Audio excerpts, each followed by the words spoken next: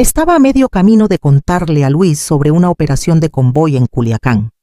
Me había preguntado si alguna vez manejé un tanque y solté una carcajada. No pequeño, pero una vez comandé 3 en plena oscuridad y con arena que parecía masticar acero.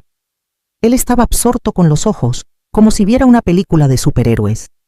Eso hacía que el mole poblano reseco y las sonrisas tensas casi valieran el viaje. Entonces Javier interrumpió afilado, fuerte, despectivo. «Eres una vieja inútil. Come y deja de fingir que a alguien le importa». La frase salió de la nada. La sentí como si me hubieran dado un balazo más en los huesos que en el pecho.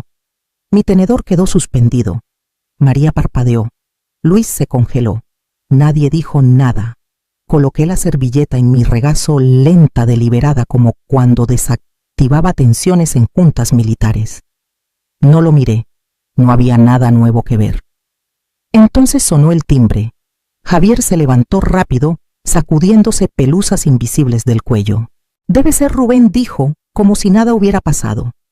Su voz tenía ese tono ascendente que usaba con gente importante. Ya iba a medio camino hacia la puerta. Exhalé en silencio y bajé la mirada. Las zanahorias en salsa de chipotle seguían aguadas. La salsa tenía una capa encima. Todo en esa comida parecía recalentado demasiadas veces. Desde el vestíbulo oí la puerta abrirse. «Buenas noches», Javier dijo, una voz grave, precisa. Familiar en su cadencia. «Espero no llegar demasiado pronto». Los pasos se acercaron, seguros. Botas de suela gruesa sobre madera. Luego se detuvieron. Coronela Morales. Levanté la vista.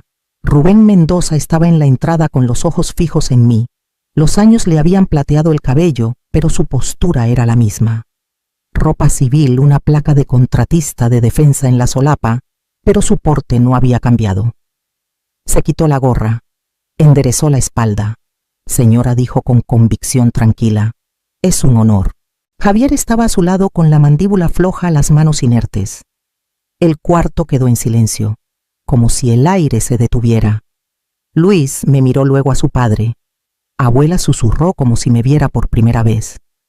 No sonreí, no me regodeé, solo enderecé un poco la espalda. Respondió por instinto. Tomé el tenedor otra vez. Pesaba más en mi mano, como si cargara el mundo esta vez. Y por fin, las zanahorias no sabían a decepción, sabían a verdad. Cerré la puerta del cuarto de huéspedes y me senté al borde de la cama con las rodillas rígidas tras horas de sonreír en la cena. Las voces de abajo se habían apagado en un murmullo. Sabía que hablaban de mí, tratando de entender lo que Rubén había dicho, preguntándose por qué nunca les conté. ¿Qué más no dije? Tomé la bolsa negra al pie de la cama. El cierre era suave como memoria muscular. Adentro, doblado con cuidado, estaba mi uniforme de gala azul medianoche con botones de latón que aún atrapaban la luz. Lo levanté con suavidad, mis dedos hallando el águila plateada en el cuello. Mi rango, coronela. Brillaba como siempre, pero no lo había usado en años. No había razón. Desdoblé la chaqueta despacio. Cada pliegue era intencional, cada hilo una historia. Antes lo usaba como armadura. Ahora parecía un secreto guardado demasiado tiempo. Recordé el día que dije no a un programa de capacitación en TechMex Solutions, el empleo que mis padres habían arreglado tras la universidad. Buen salario, oficina, estabilidad y asfixia. Me enlisté, les dije, parada en su sala con una blusa sencilla y zapatos bajos, la voz clara pero temblorosa. Voy a servir. Mi padre me miró como si hubiera quemado la alfombra. ¿Por qué tirarías un futuro seguro por eso? Eso. Mi madre lloró. Mi padre me llamó imprudente. Dijeron a la familia que estaba encontrándome y dejaron de invitarme a las cenas navideñas. Me gradué del entrenamiento básico sola. Pero luego me desplegaron. Y aprendí a liderar, y me convertí en alguien de quien estaba orgullosa, aunque nadie en casa preguntara quién era. Presioné mi palma contra el águila como si me anclara a ella. Abajo oí el tintineo de platos y la voz de Javier subiendo defensiva e insegura. Doblé la chaqueta despacio, no para esconderla, sino para prepararme. porque mañana la usaría. Cuando Luis estaba en segundo de primaria, tuvo un proyecto Héroes de la Familia. Cada niño debía presentar a alguien de su árbol genealógico que hubiera marcado la diferencia. Javier me llamó para decirme que Luis me había elegido. Recuerdo apretar el teléfono, se me fue el alma no por nervios, sino por algo como esperanza. Ofrecí enviar fotos de mis despliegues, incluso un recorte de periódico, de cuando mi unidad interceptó una señal que evitó una emboscada. Javier dudó. Creo que lo mantendremos simple, mamá dijo. Tú sabes enfocarnos en cómo ayudaste con logística. Es más fácil para los niños. No discutí, pero cuando María me envió una foto del tablero del proyecto, mi sonrisa se desvaneció. Isabel Morales, oficinista jubilada Administración Militar. Ni mención de mi rango, sin mapas, sin insignias, sin historia. Solo una imagen de archivo de una mujer en un escritorio. No dije nada entonces. No quería avergonzar a Luis y Javier tenía la habilidad de convertir críticas en guerras. Así que les agradecí y le dije a Luis que estaba orgullosa de su póster. Pero no fue solo el proyecto escolar. Javier siempre hacía esto como si me hubieran borrado, reduciéndome a algo que le era cómodo.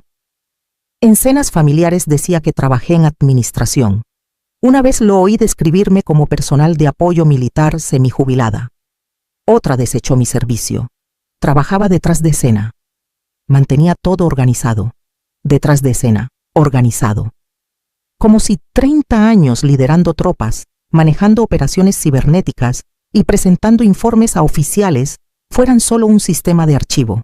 Tenía condecoraciones que probaban lo contrario, guardadas en una carpeta en un cajón que rara vez abría.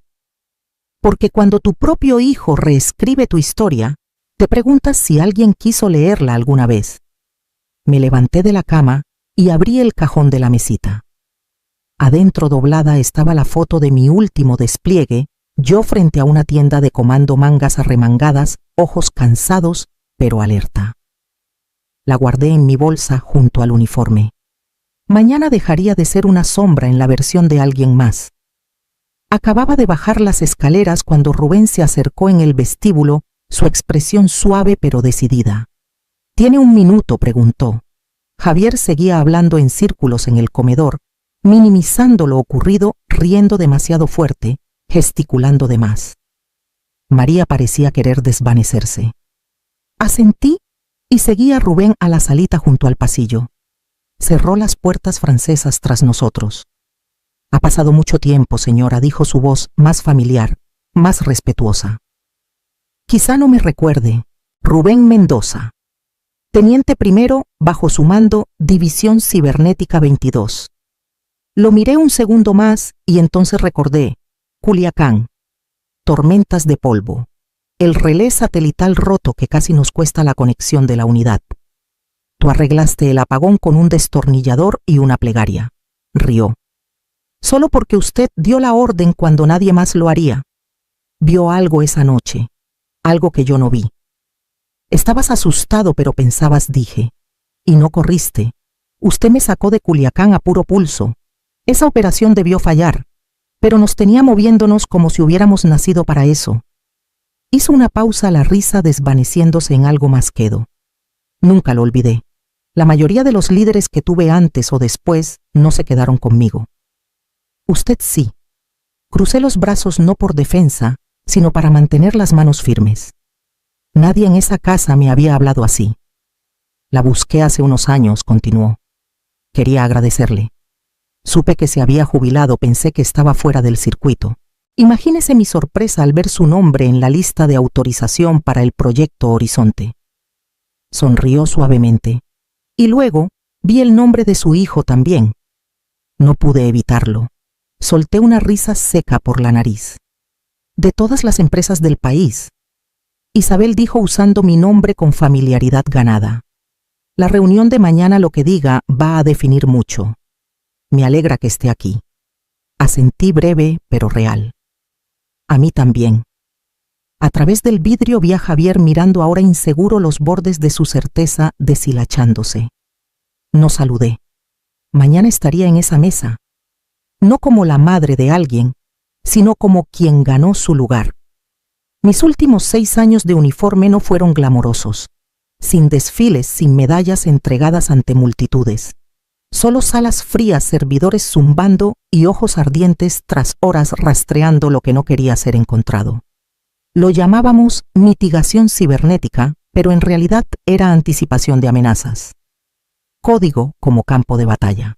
Lideré un equipo que interceptó malware diseñado para colapsar sistemas hospitalarios en bases extranjeras. Otra operación expuso una brecha de acceso en una herramienta usada por media flota. La corregimos antes de que alguien supiera del riesgo.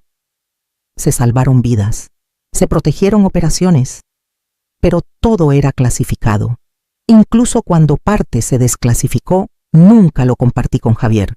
No porque no quisiera, sino porque cada vez que lo intenté, me miraba como si lo inventara, o peor, como si exagerara para sentirme importante. Recuerdo una vez en su mesa de cocina durante una visita, le conté que me habían pedido asesorar sobre un nuevo protocolo para inteligencia naval. Apenas levantó la vista del celular. Qué chido, dijo. Pero eso es puro papeleo interno, ¿no? Como cumplimiento cerré la boca a media frase. Dejé todo en el tintero como mi uniforme. Me dije que no valía la pena insistir. Se volvió un hábito editarme antes de que alguien más lo hiciera. Vi mi carrera convertirse en algo como un archivo sellado real pero inalcanzable. Aprendí a asentir cuando preguntaban, «Entonces, ¿qué hacías exactamente en el ejército?», y luego me interrumpían antes de responder. Javier no conocía a quienes me reportaban.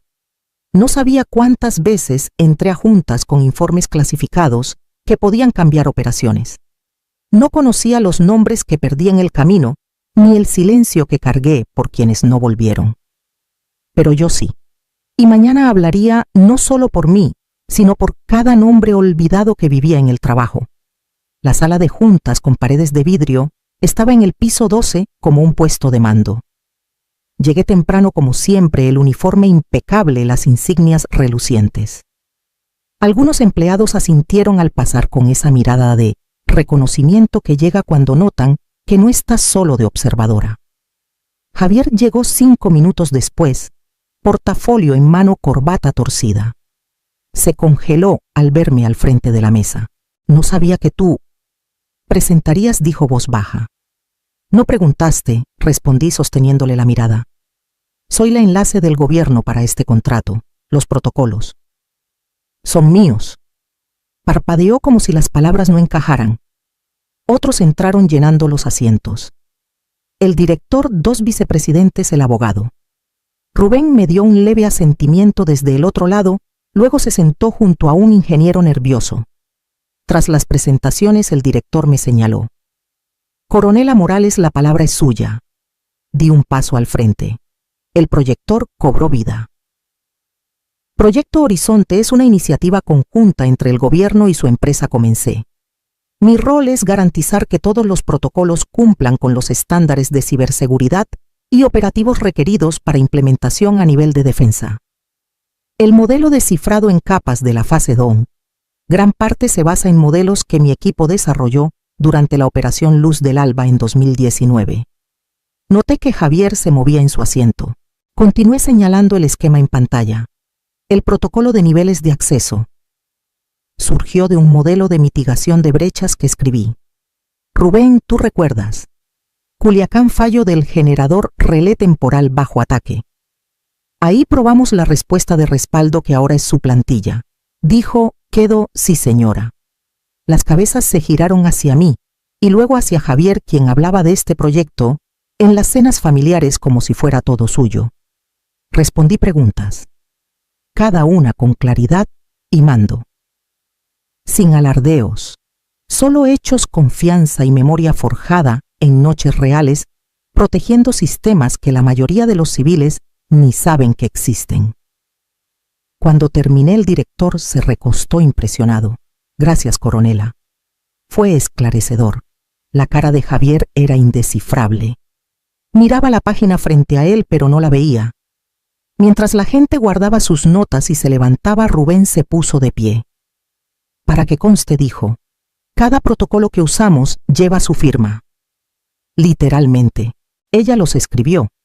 Nadie rió. Nadie se burló. Recogí mis cosas despacio observando a Javier de reojo. No se movió. No aún. Acababa de salir del elevador cuando escuché sus pasos detrás rápidos desiguales, sin saber hablar pero incapaces de callar. Mamá espera, dijo Javier. Me giré, volví, pero no hablé en pez. Javier. Se acercó cambiando el peso de un pie al otro. La confianza de anoche se había esfumado. Su voz salió tensa. ¿Por qué nunca me lo dijiste? Dejé que el silencio se alargara. No para castigarlo, sino porque la respuesta no necesitaba adornos. Nunca preguntaste. Bajó la mirada, la boca apretada como si quisiera discutir, pero no encontraba por dónde. Eso no es justo. Dijo que. Yo solo. No sabía que era así. No dije calmadamente, no quisiste saberlo. Sus ojos se crisparon como si lo hubiera golpeado. Tal vez. Supongo que pensé que si preguntaba dirías algo que me harían sentir pequeño. Crucé los brazos, no enojada, solo cansada. No necesitabas mis palabras para sentirte pequeño, Javier. Solo necesitabas dejar de cortar las mías. Abrió la boca, luego la cerró. Sus hombros se hundieron. No quería que fuera verdad, admitió.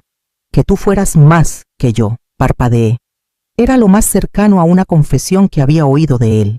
No estaba compitiendo contigo, dije. Estaba tratando de sobrevivir y de hacer algo que importara. Asintió una vez, luego miró por la ventana, donde las montañas de Jalisco se veían difuminadas en la bruma de la tarde. Entonces, todos esos años, solo dejé que te reescribiera.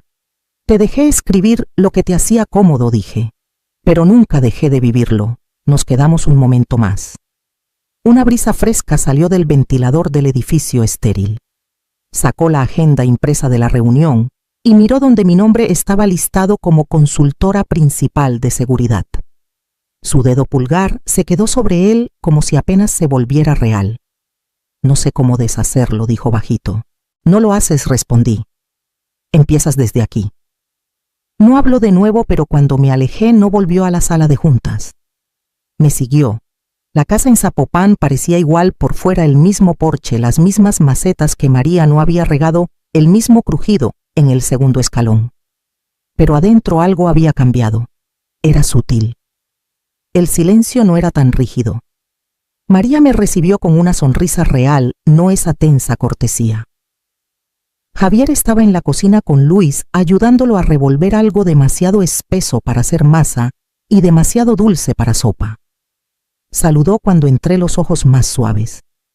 Pero no fue hasta que fui a colgar mi chal que lo vi. Ahí en el pasillo había un marco nuevo, centrado, limpio, bien iluminado. Era la foto de mi último despliegue. Mi uniforme polvoriento, mangas arremangadas, rostro firme aunque cansado. Estaba frente a la tienda de comando, una mano en la cadera, la otra con un informe doblado. No era la foto más halagadora, pero era yo. No una versión, no un resumen. Solo yo tal como era. Luis apareció a mi lado, limpiándose las manos en la camisa como niño sin que nadie lo vea. Señaló arriba. Esa es la abuela Coronela. Lo miré. Eso te dijeron, asintió. Papá lo colgó. Dijo que debió haberlo hecho hace mucho. Tragué saliva, la garganta más apretada de lo esperado. Es una buena foto, añadió. A mí también me gusta, dije, mi voz calma pero baja. Ajusté el marco una fracción, aunque no estaba torcido. Nadie lo mencionó en la comida. Javier no habló de la foto. María no la miró. Solo estaba ahí, visible, anclada parte de la casa. Y por una vez, yo también. Tras que Luis se fue, Javier me ofreció café de olla sin que lo pidiera. Nos sentamos en la sala como si nunca hubiera habido grietas entre nosotros. Tal vez solo dejábamos que el silencio fuera diferente, menos pesado, más abierto. Preguntó si había visto el pasillo. Dije que sí. No necesitó decir más. María me llamó un martes. Luis tiene algo mañana en la escuela, dijo. Pidió que vinieras. Javier también irá. No pregunté. Liberé mi mañana. El aula olía a pegamento en barra y virutas de titas lápiz. Pupitres en filas torcidas. Carteles coloridos en las paredes. Javier estaba al fondo, manos en los bolsillos, hombros encorvados, como si no supiera dónde encajar. Cuando llegó el turno de Luis, subió al frente con una hoja de papel rayado, ajustó sus lentes y comenzó. El líder más fuerte que es mi abuela. Javier levantó la cabeza. Yo no me moví. Fue coronela en el ejército.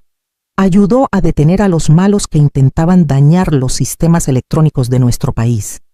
Ayudó a soldados a estar seguros. Lideró a gente con miedo y los hizo valientes.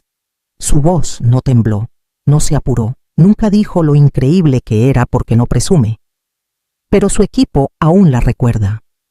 Hasta su jefe dijo que fue un honor conocerla.